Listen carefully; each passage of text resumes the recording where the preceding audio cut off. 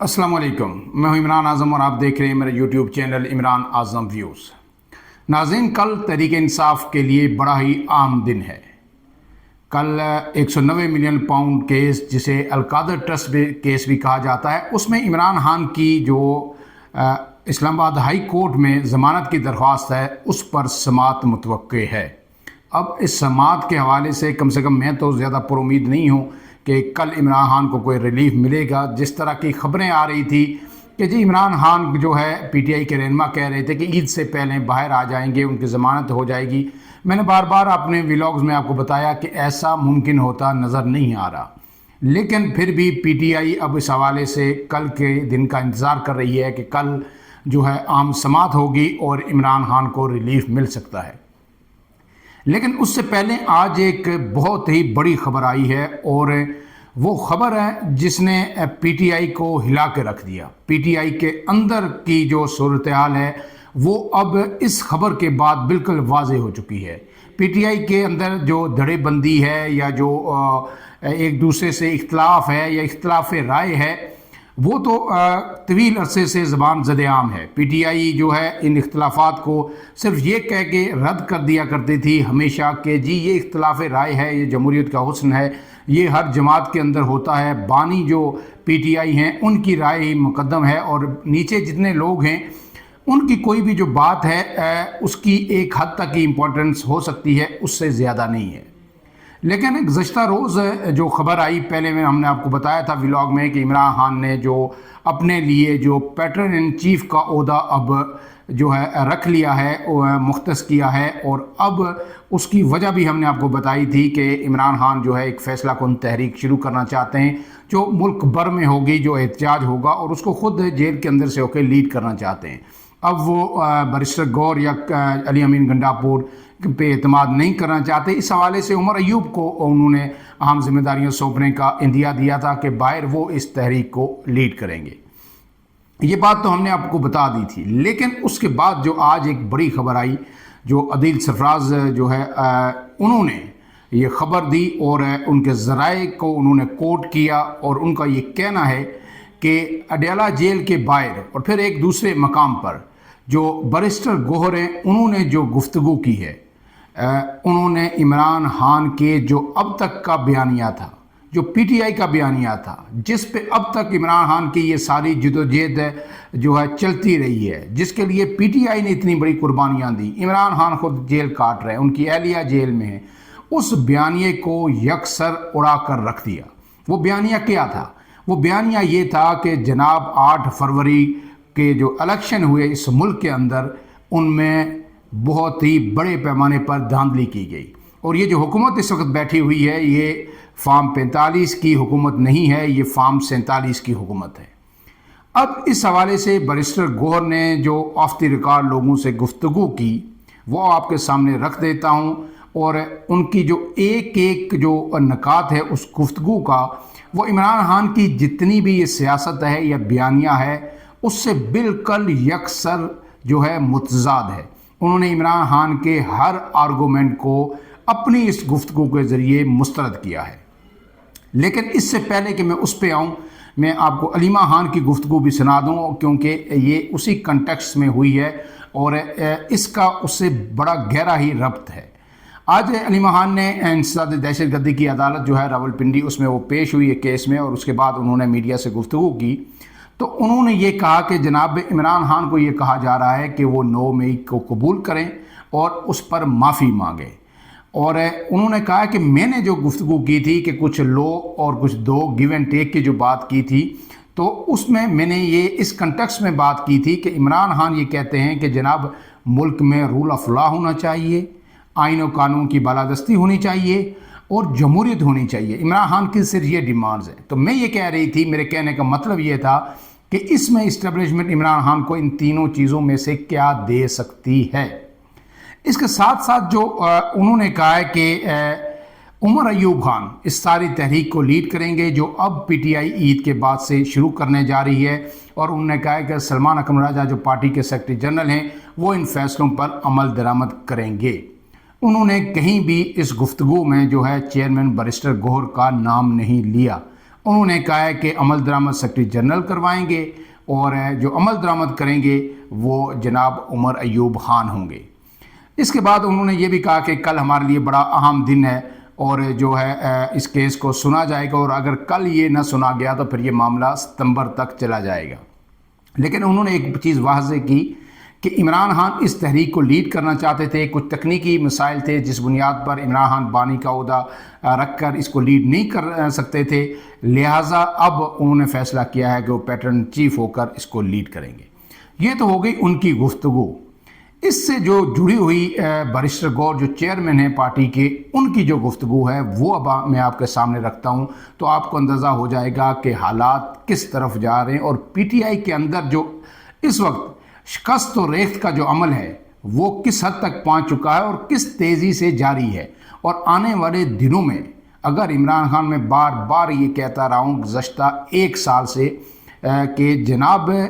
عمران خان کا باہر آنا اس وقت پاکستان تحریک انصاف کے لیے انتہائی ضروری ہے، کیونکہ ان کے بعد جو ان کی پارٹی ہے وہ اب تقریباً جو ہے تحلیل ہونے جا رہی ہے، اور کوئی ایک جو ہے ایسا فگر، ایسا لیڈر پارٹی کے اندر موجود نہیں ہے جو اس پارٹی کی شکست و ریخت کو سنبھال سکے، اس کو بچا سکے۔ لہٰذا عمران خان کا اپنی پارٹی کے لیے آنا پہلے ضروری ہے، اس کے بعد پھر ملک کی بات ہے کہ ملک کے لیے کتنا ضروری ہے۔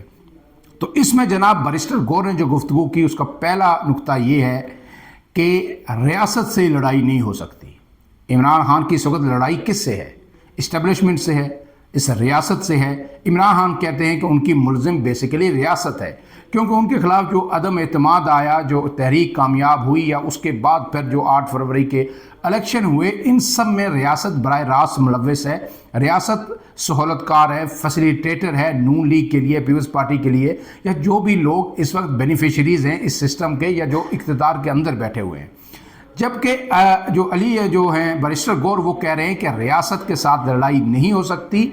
سسٹم کے اندر رہ کے ہی جدوجہد ہمیں کرنا ہوگی۔ کہتے ہیں ان کا موقف یہ ہے، جو چیئرمین ہیں، جن کو عمران خان نے چیئرمین بنایا ہوا ہے، اس وقت اگر دیکھا جائے تو سب سے بڑا عہدہ اس پارٹی کے اندر بیرسٹر گور کا ہے، اور وہی یہ جو ہے آئینی اور قانونی طور پر الیکشن کمیشن کے کاغذات میں بھی پی ٹی آئی کے لیڈر ہے۔ اب اس کے ساتھ انہوں نے کہا ہے کہ گزشتہ جو کچھ عرصے میں ہمارے اسٹیبلشمنٹ کے ساتھ بار بار مذاکرات ہوتے رہے، اور اب کی بار بھی جو ہمارے ریسنٹلی مذاکرات ہوئے، جو پاک بھارت جنگ کے دوران جو ایک دوبارہ سے بات چیت شروع ہوئی، کچھ لوگ جیل میں گئے، پھر جو ہے باہر سے کچھ لوگ آئے، انہوں نے انٹروین کیا، تو انہوں نے کہا تقریباً ہماری بات فیصلہ کن مرحلے میں داخل ہو چکی تھی اور اب چیزوں کو حتمی شکل دی جا رہی تھی۔ لیکن ایسے میں علیمہ خان جب بھی ہم کسی نتیجے پر پہنچنے لگتے ہیں، ایسا بیان داغ دیتی ہیں، ایسا وہ سیاہ گفتگو کر دیتی ہیں کہ جس سے تمام سسٹم ڈیریل ہو جاتا ہے، اور ہم سے پھر یہ سوال کیا جاتا ہے دوسری طرف سے کہ جناب آپ یہ کہہ رہے ہیں تو یہ جو عمران خان کی بہن ہیں یہ کیا کہہ رہی ہیں، اور یہ ہم کو جو ہمارے خلاف جو مسلسل الزامات عائد کر رہی ہیں اور بلو دی بیلٹ ہم پہ الزامات عائد کر رہی ہیں، تو ایسے میں ہم آپ کو کوئی ریلیف کیسے دیں؟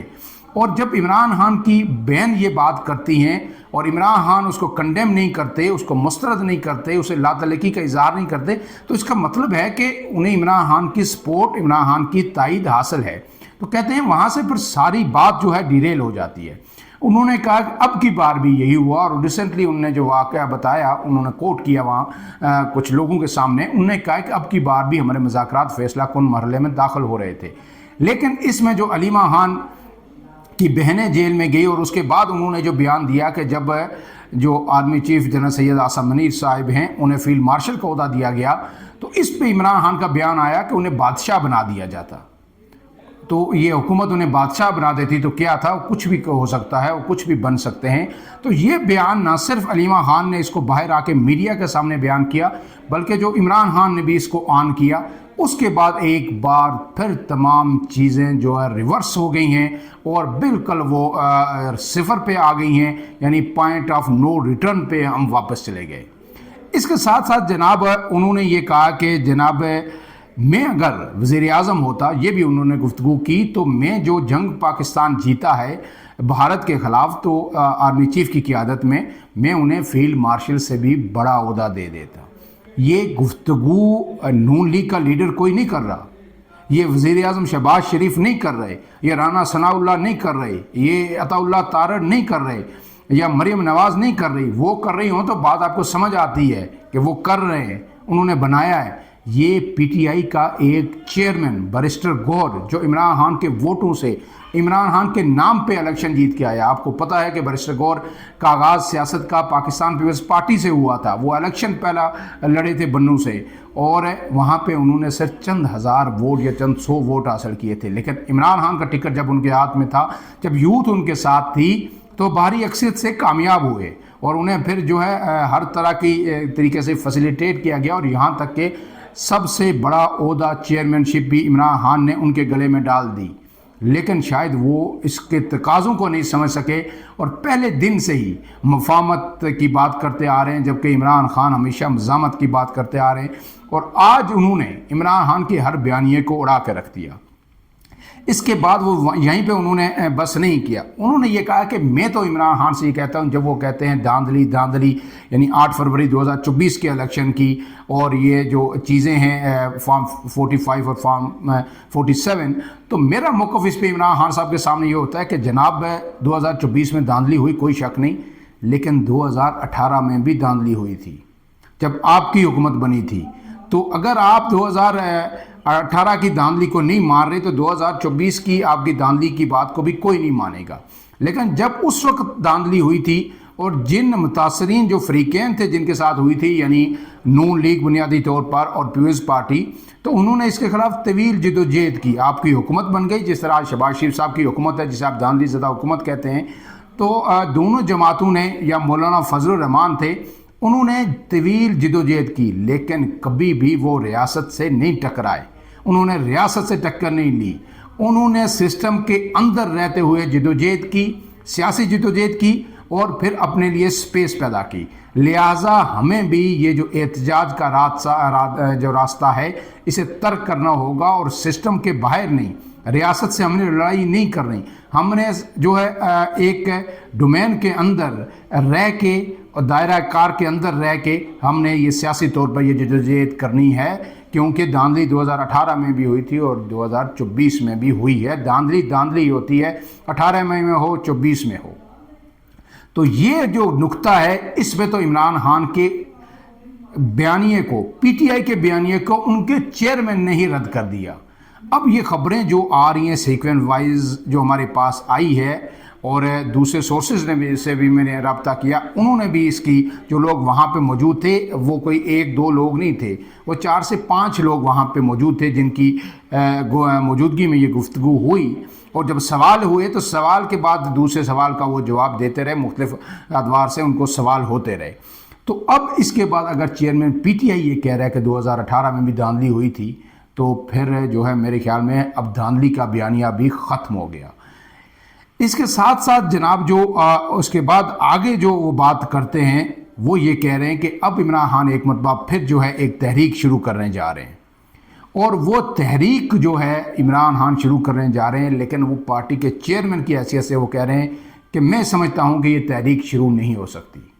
کیونکہ لوگ اس کے لیے تیار نہیں ہیں۔ جو کچھ 26 نومبر کو پی ٹی آئی کے کارکنان کے ساتھ ہوا، اور اس کے بعد جو جس طرح کی ہمارا سٹانس رہا، اب لوگ گھروں سے باہر نہیں نکلیں گے، اور کوئی اپنی جان دینے کے لیے عمران خان کہیں یا کوئی کہے وہ ڈی چوک میں نہیں آئے گا، بلکہ وہ کہیں بھی نہیں نکلے گا۔ اور ہماری یہ جو موو ہے یہ شہر احتجاج کی، یہ بھی بری طرح فلاپ ہوگی، اور اس کے بعد پھر عمران خان کی رہائی آپ جو ہے نہ ہی سمجھیں۔ پھر تو اگر کہیں کوئی رحم آ جائے اس ملک کو، ریاست کو، اسٹیبلشمنٹ کو، حکومت کو، تو وہ نکالے تو نکالے۔ عمران خان اپنی جدوجہد یا کسی موو سے، کسی کیمپین سے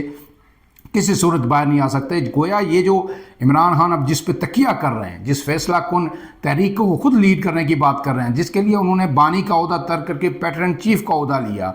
اس تحریک کے لیے جو ہے بیرسٹر گور یہ کہہ رہے ہیں کہ یہ شروع ہونے سے پہلے ہی ختم ہو چکی ہے۔